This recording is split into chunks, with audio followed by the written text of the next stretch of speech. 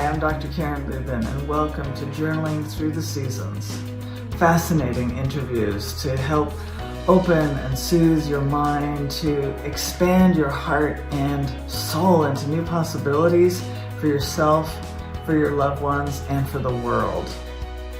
The themes from these interviews spring from my seasonal wisdom journals that are now being used by thousands to transform stress into calm, anxiety into creativity, and hopelessness into purpose and power. You're going to hear some unique stories and practices and reflections from amazing wise beings from the ages of 18 through 87 years. They have completely uplifted me, inspired me, and I know they're going to uplift and inspire you. So let's begin. Welcome to the interview series, Journaling Through the Seasons. In these interviews, we will tap into the many elements that I pull together in these 4 journals called My Life Through the Seasons, a wisdom journal and planner, to deepen your connection with nature, tap your creative exploration through art and writing, and greet your emotions with kindness to feel more clear, purposeful, and at peace. You know, we're living in uncharted territory. There's a lot that is unknown, and it's really hard to plan on anything right now. So instead of experiencing exhaustion, let's get replenished. Let's create together a world that is more benevolent and loving, starting with you.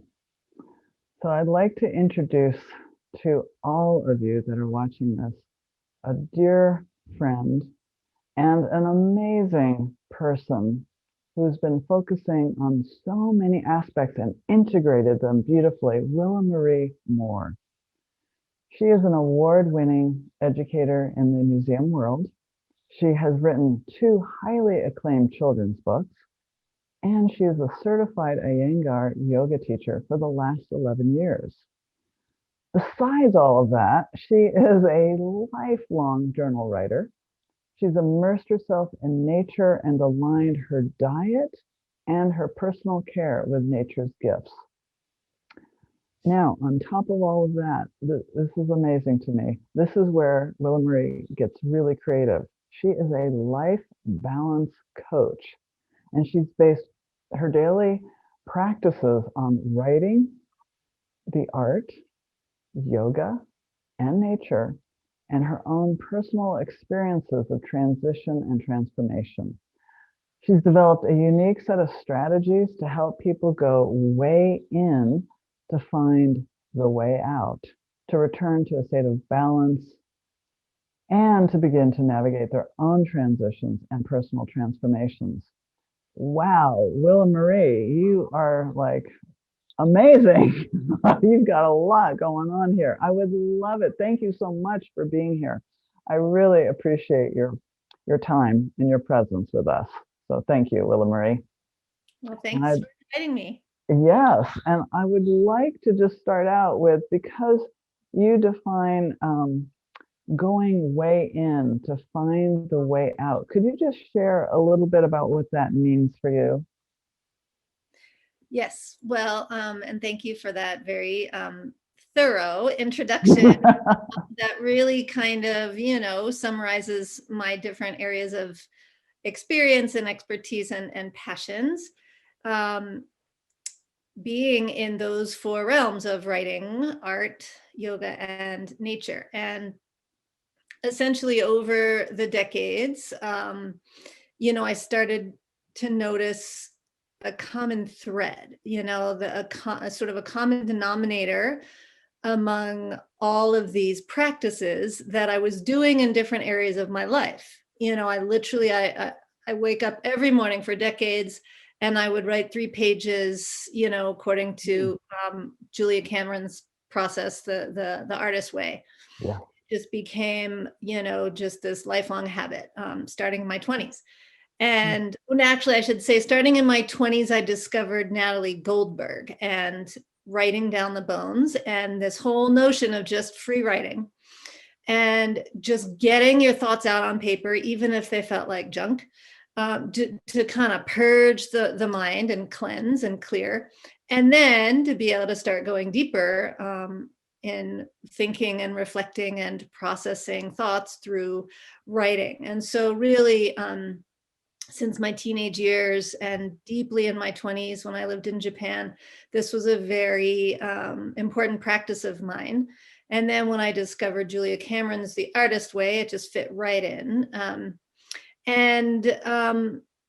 In working in the art museum as an educator, instead of taking people around the museum and spewing art history at them, instead I would ask questions to engage them. And it was a process called the visual thinking strategies. And it's all based on inquiry.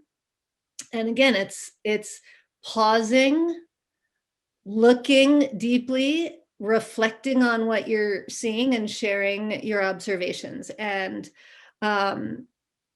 so it's not about rights and wrongs. It's about just really kind of going with your thoughts and, sharing them and trying to make meaning of what your eyes are seeing.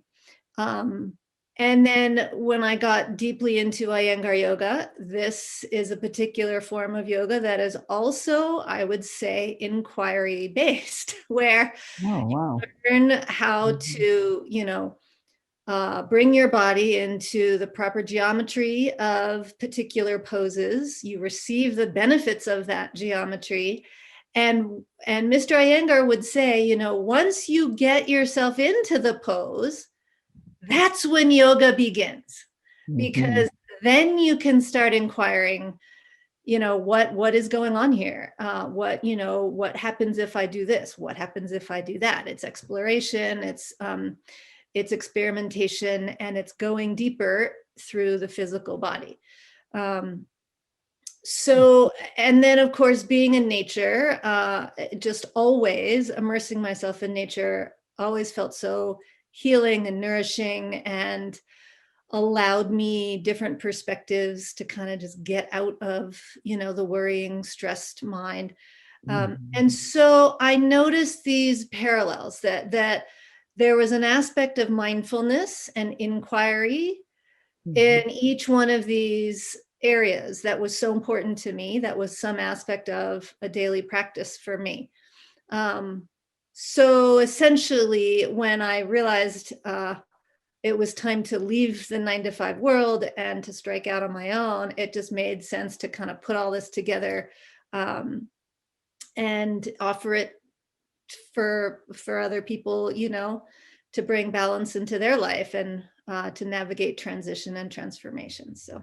Wow, that is amazing. You've done a beautiful integration of mindfulness and inquiry through very body-focused strategies and ways that I think are like very different and also completely complementary. I think that's really cool. And what is beautiful, Willamarie, is that you are actually talking the language of the wisdom journal, which is a mindfulness journal, really like getting to know oneself, understanding the being, emotional, feeling piece with the action, active piece. And so I actually would like to ask you a little more about your writing practice, because I have a sense that all these tools that you used actually kind of saved you. And I would like to hear what your story is about how they saved you and from what and what happened. Yeah, absolutely. The short version is that I sort of grew up, and then in living in Japan right after college for several years, got into this mode of workaholism. I grew up with parents who, just worked all the time. They were very passionate about what they did. And so they just threw themselves into their work. The sort of the culture that that we grew up in big city, East Coast, it was that you were to put in the effort and get the straight A's and go to the good college and get, the best job, all of that, just doing. And I did. I achieved all of that. And then going to Japan, there's that work ethic that is so famous in Japan about, Right. There's literally a word in Japanese, karoshi, that means death by overwork. And pretty much by my mid 40s, I realized I was very much on that path, that I had simply thrown myself into this particular MO that was all I knew. And that it was not sustainable. So the way that I was already saving myself, trying to maintain some semblance of sanity, was through writing practice that had always been there for me, because even as a little girl, I was constantly holding myself up and reading and writing by myself, and I had discovered yoga in my mid 30s, so it was pretty late, comparatively, but came to understand that, there could be another way. And then the more I got into this deep practice of the visual thinking strategies, mindfulness through looking at contemplating art, that became a real nourishing part of my life. And so I started to give myself a timeout, once a month. I would literally, to save my sanity, I would turn off all electronics. I would, tell my friends and family I am not going to be in contact for the next 24 hours. And I started giving myself a monthly WAYiN retreat for myself. And during that time, do nothing but these beloved practices of writing and, looking at art. I'm not an artist. I don't make art myself, but I immerse myself in the visual. And then I would spend time in nature, immerse myself in, at that time I was still living in the city, but there were beautiful parks and, places where you could definitely find refuge in the natural world.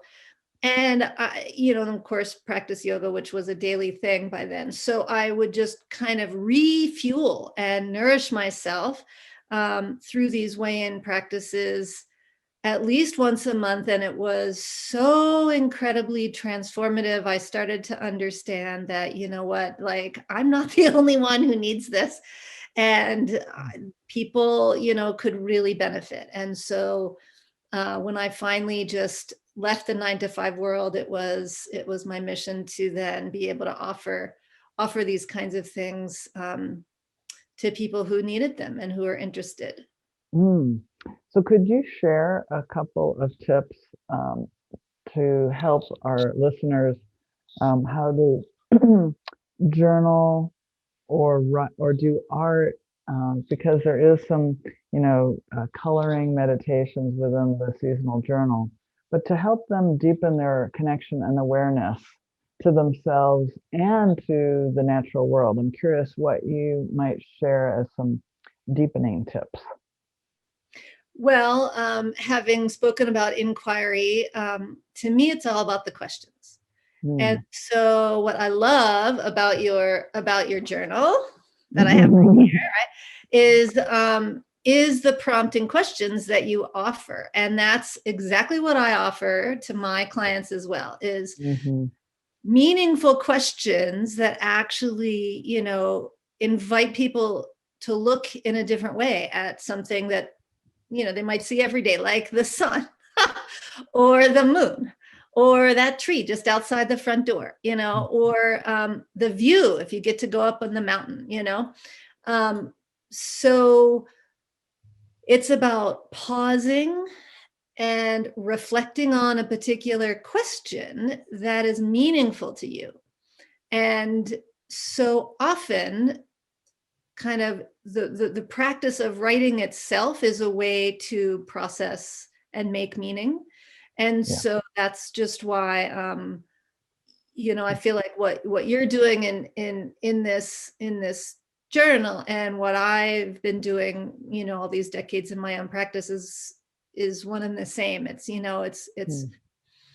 it's about taking on a question, trying on a new perspective, pausing, giving yourself the time to do that, even if it's a 5-minute pause, even if that's all you have.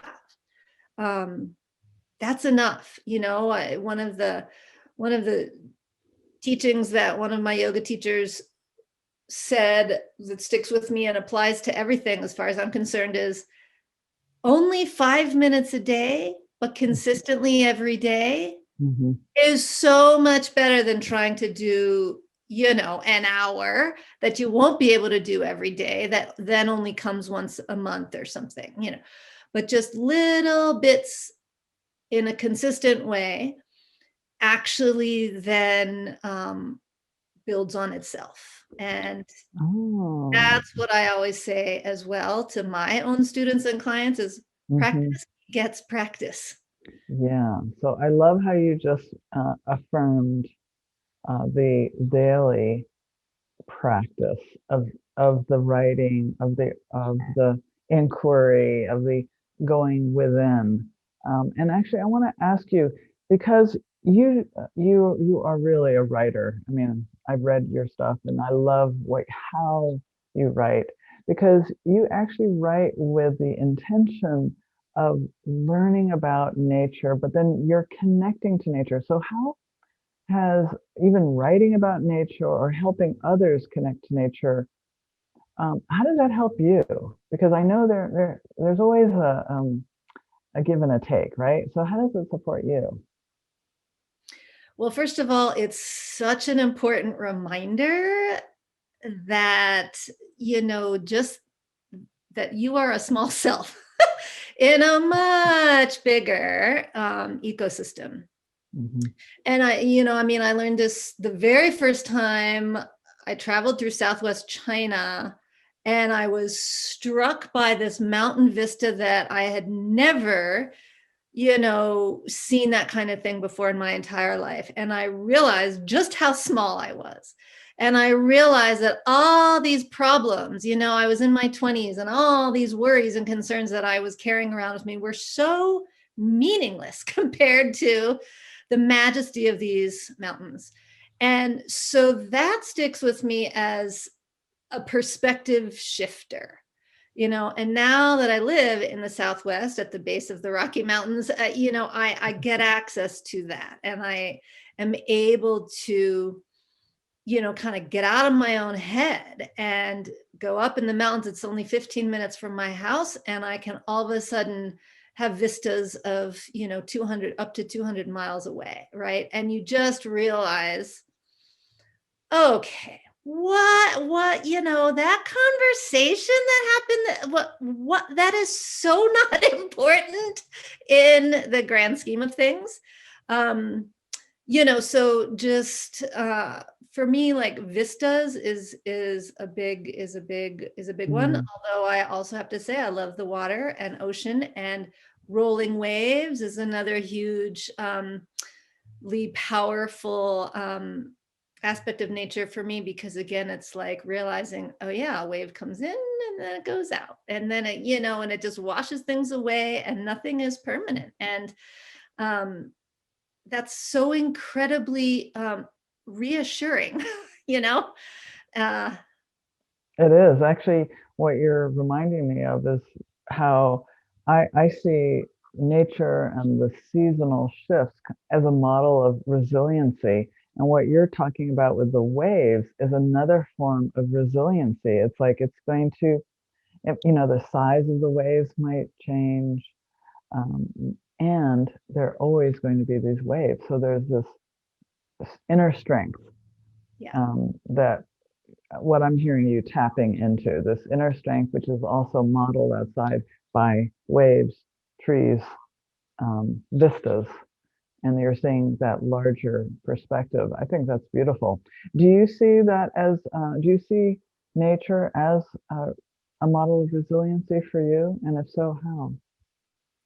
Absolutely. I mean, the changing of the seasons, the simplest, right, one that we're all aware of is simply the changing of the seasons, and the fact that after, the deep, dark, dormant winter, no matter what, the spring arrives and new growth and, regeneration and all of that. You may remember the piece that I wrote recently, as the aspens turned golden here in Santa Fe, and I love the aspens as a quintessential example of resilience, right? Where Hmm. aspen clones particularly root strongly in areas that had otherwise been, devastated by natural disasters like fires or mudslides or landslides, whatever. They will come in and root and then regenerate the area for whole new ecosystems to take root again. So it's there's examples kind of all around us. I love that. That was the most recent. Mhm. Yeah, that's a beautiful one. I Yeah. think that's a great thing to remember, that, yeah, we do have to start somewhere, and sometimes it's quiet and looks kind of burned over. And yet there is, and aspens are providing lots of resources, and they're a huge community of trees. Yeah, there's that whole aspect too of, one single aspen tree is actually an offshoot of a much larger organism, and they need each other, and they communicate with each other, and they nourish each other. And it's totally, we can learn as human beings, we can learn from this example. Yeah. So, what would be a best practice that you might suggest for people um, to journal for, and who are busy? Yeah, I think it's what I said before, 5 minutes a day. Okay. Start, with just the most attainable uh, uh, goals for yourself. Don't try to, be that overachiever that you already are, and Right. and go above and beyond. But like, that becomes a bonus if that happens. But especially if you're busy and you've got all these different things and juggling all kinds of stuff, then just giving yourself the gift of 5 minutes. Practice begets practice. It's tried and true. I speak from experience. So 5 minutes a day leads to 5 minutes the next day, leads to 10 minutes, leads to half an hour, Mm. leads to, Mm. because sooner or later you start yearning for it. You start feeling the benefits, you feel the Right. nourishment, you receive that nourishment, and then it's like, why wouldn't I want more of this? Yeah, exactly. And so let me just ask, how, let's just, to end with people to get the most out of their connection to the outdoors, to journaling, to maybe even looking at art or the coloring of art or the freedom from art. What would you suggest so that people can, or is there anything else that you would like to say that we haven't tapped that you want to make sure we say now? um you know a curious mind, I think, is one of our most valuable characteristics, what traits, as human beings. Mhm. And so approaching any of these aspects, going out in nature, or a blank notebook, or um, a blank canvas, or, your physical body on the yoga mat, approaching any of these things with an open, curious mind and asking yourself, well, now what's going on here? Mhm. Can yield unbelievable insights, clarity, synchronicities, you know, it's a practice, it takes practice, but yeah, not having necessarily, you know, preconceived notions or expectations, but just that total open, curious mind That's beautiful. can yield wonders. So, Oh, that is a stunning way to end this interview. I love that. Thank you so much, Willamarie, for your time, your presence, and I look forward to more time with you in many different ways. It's so exciting to hear all that you do. So thank you very much for your time. Yay. Okay, so there we go. Congratulations on making the investment to feeling greater clarity, expressing your true essence, and feeling more energized and refreshed. I know as you implement these tips and strategies in your seasonal wisdom journals, you're going to feel greater confidence and calm to go deeper, to be greater. So I'm going to invite you to join our growing seasonal wisdom journaling community to gain and get more resources, more tips, so that you can go deeper to be greater.